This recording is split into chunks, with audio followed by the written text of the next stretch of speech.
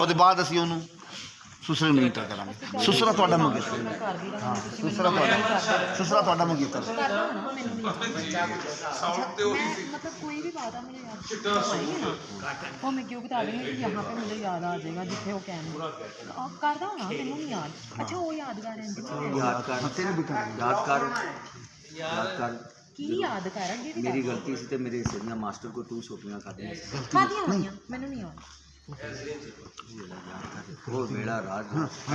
सबक मैंने से याद किया था वो वेला याद कर रेशमी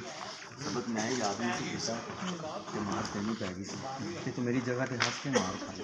खादी होनी मैनू नहीं याद। ए तीसरी बेट आ जाएगी, तीसरी बेटे जाएगी। तेन याद है जे तेनू नहीं याद ते अज भी अपनी किताब खोल के वेख बचपन च दिता होया फुल तो हजे भी संभाल के धन ठीक जवा दे फिर तू जवाब है हाँ रेशमी में जवा ते आज तो तेरा बॉडीगार्ड चल मैं नहीं बोलती तेरे नाल किथे टुर गया सा तू। मैं शहर पढ़न चला गया सा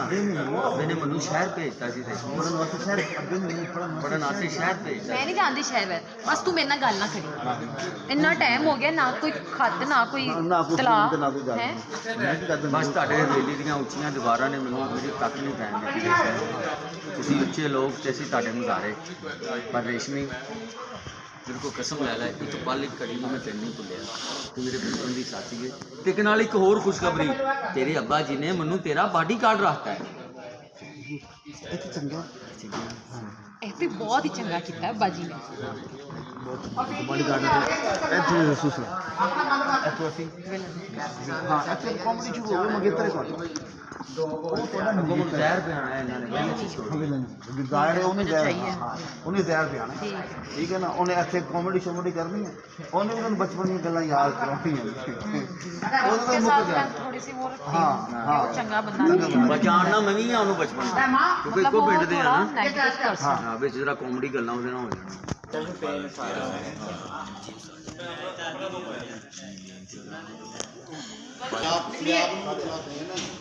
नियाब ਨੂੰ ਵੀ ਫੋਨ ਕਰੋ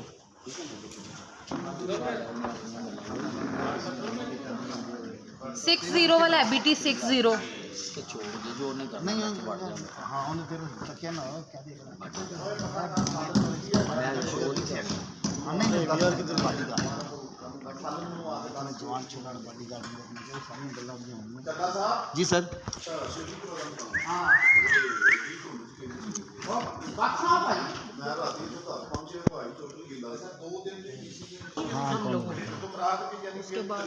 हाँ थोड़ा सा इसी थोड़ा सा स्मूथ हो जाएगा। अगली एंट्री होगी फिर मुझे लगता है हाँ जी ओके वो फिर बन जाएगा। हाँ अगली एंट्री कर रहे हैं आप ओके ओके ठीक है ना। कितनी एंट्री है मेरी कम से कम 3 एंट्री हाँ जी 3 वही तो 3 अंदाजा लगा लिया 3